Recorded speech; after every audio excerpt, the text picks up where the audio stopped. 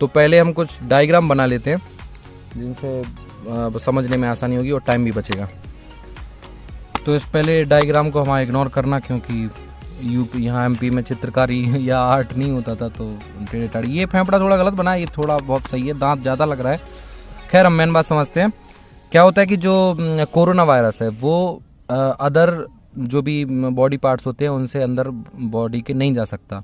तो जो फेफड़े होते हैं इसमें जो सेल मेम्ब्रेन पाई जाती है, इसके द्वारा भी ये अंदर नहीं पाया जा सकता, क्योंकि ये कुछ खास चीज़ों को अंदर और बाहर करने के लिए बनी होती है। लेकिन कोरोना वायरस खास तो है नहीं, तो सेल मेम्ब्रेन भी उसको अंदर नहीं जाने देती। लेकिन इसके ऊपर कुछ रिसेप्टर्स पाए जाते हैं जो कि अदर चीज़ों को, अच्छी चीज़ों को अंदर करने के लिए बने होते हैं।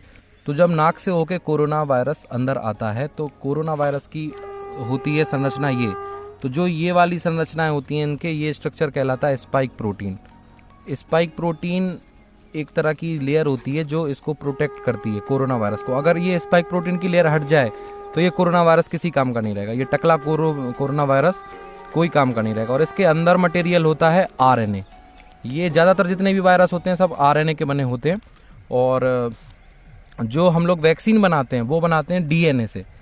तो लेकिन अब इसमें डीएनए तो है नहीं, तो डीएनए बनाने के लिए आरएनए को डीएनए में बदला जाता है, जिस प्रक्रिया को कहते हैं रिवर्स ट्रांसक्रिप्शन। तभी इसकी जो कोरोना की जांच होती है वो कहलाती है RTPCR, reverse transcription पॉलीमराज chain reaction. तो जो जांच होती है वो होती है आरटीपीसीआर, जो मेन जांच होती है जिसमें बलगम या नाक से निकालते हैं या मुंह से निकाल के और फिर लैब में टेस्ट करके। लैब में कैसे होती है कि जब आरएनए की संरचना, आरएनए मतलब एक सिंगल चेन, ऐसे जैसे जो हेलिक्स होता है ना, जो हम लोग मतलब डीएनए देखते हैं, तो ये जिसमें डबल होगा ऐसे करके वो कहलाएगा डीएनए और ये कहलाएगा आरएनए, क्योंकि जल्दी बन जाता है। इसलिए कोरोना इसकी मदद लेता है आरएनए की, जल्दी जल्दी हम लोग बना सकें। तो जब ये रिसेप्टर्स पे पहुंचता है, रिसेप्टर से अंदर जाके यहाँ के न्यूक्लियस के पास जाता है, न्यूक्लियस से बोलता है कि हमारी फोटोकॉपी करो। तो फोटोकॉपी कहता है, न्यूक्लियस बोलता है कि हमारे पास फोटोकॉपी होती नहीं है, आप राइबोसोम के पास जाओ। तो राइबोसोम के पास, राइबोसोम का काम क्या है कि सिर्फ वो, उसको ये नहीं पता कि क्या चीज़ अच्छी है क्या चीज़ बुरी है, उसको फोटोकॉपी करने से मतलब है। तो वो धड़ाधड़ कोरोना वायरस की इतनी फोटोकॉपी कर देता है कि पूरे में कोरोना वायरस फैल जाते हैं। फिर जब हमारा शरीर की एंटीबॉडी इनसे लड़ती है कोरोना वायरस से, तो वो भी इस न्यूक्लियस के पास आती है, बोलती है भैया हम क्या करें। तो वो कहता है कि अब आप तो लड़ो। तो उस लड़ाई के टाइम पे जो हमें फीवर आता है स्टार्टिंग में कोरोना वायरस से, वो आता है छोटा मोटा फ्लू, क्योंकि वो वीकनेस आ जाती है, हमारी रोग प्रतिरोधक क्षमता जो एंटीबॉडीज़ हैं वो कोरोना वायरस से लड़ रही होती हैं। तो जब एंटीबॉडीज़ लड़ती हैं तो वो ये भी सोचती हैं कि अरे यार अब ये तो बंद ही नहीं हो रहा। तो वो कहती हैं इससे न्यूक्लियस से कि अब आप क्या करें, हम आप कुछ हमें बताओ। तो वो कहता है कि यार अब तुम कुछ भी करो, इसका मुंह बंद करो कि जहाँ से ये आ रहा है वहाँ से रुकना बंद हो जाए। तो वो कहता है क्या करें, ये रिसेप्टर हटा दें। तो कहता है अरे नहीं नहीं नहीं नहीं, रिसेप्टर अगर तुम हटा दोगे तो फिर जो अच्छी चीज़ें होंगी वो फिर वो भी नहीं ले पाएंगी। इसी वजह से जो सैनिटाइज़र होता है वो क्या करता है कि सैनिटाइज़र काम करता है इस खोल को हटाने का। ये पूरा खोल को फाड़ के इसको गंजा कर देता है कोरोना को, सैनिटाइज़र। तो वो बाहर ही ख़त्म हो जाता है। अब अगर हम सोचें कि सैनिटाइज़र हम पी क्यों नहीं सकते, तो अगर ये सैनिटाइज़र पी लेंगे तो ये रिसेप्टर ख़त्म हो जाएंगे, इसलिए सैनिटाइज़र पीने की बजाय सिर्फ एक्सटर्नल यूज़ के लिए उपयोग होता है।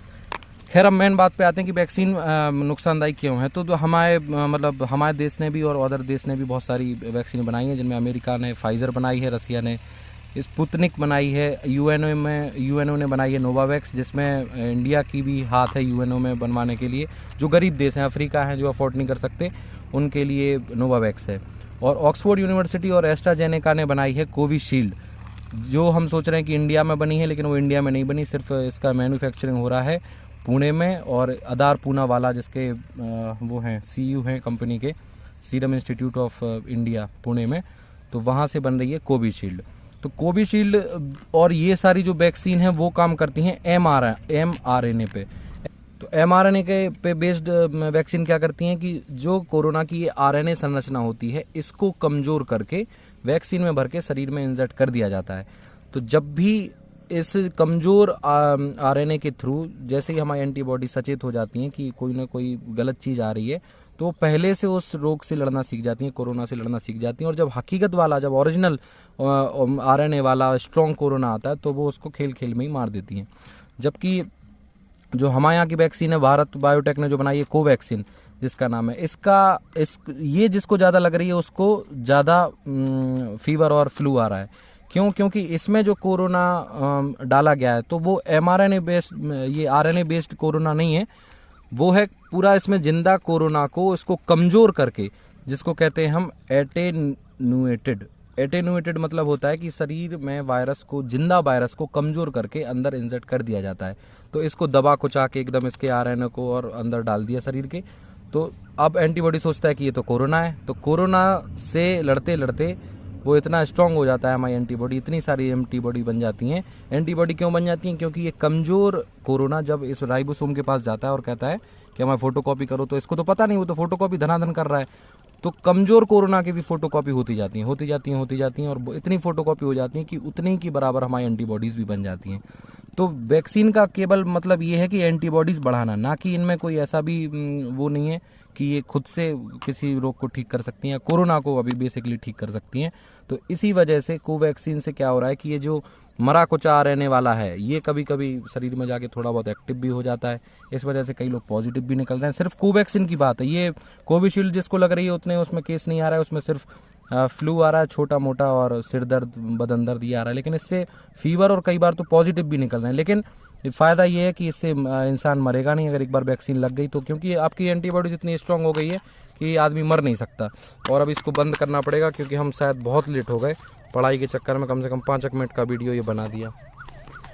चलो ठीक है, को जितना छोटा रखने का सोचो उतनी वो बड़ी हो जाती है। तो ये पता नहीं यार, वो स्कूल देख के याद आ गया यार कि कुछ बताना चाहिए जो अपन जानते हैं। और ऐसा तो नहीं यार कि एक आध पढ़ाई का चैनल खोलना पड़े अलग से, नहीं ऐसा नहीं करेंगे, इतने अपन ज्ञानी नहीं है। लेकिन फिर भी मेडिकल स्टूडेंट होने के नाते इतना हमारा दायित्व बनता है कि हम कुछ समझाएं आपको, और हमने समझा दिया। तो अभी चल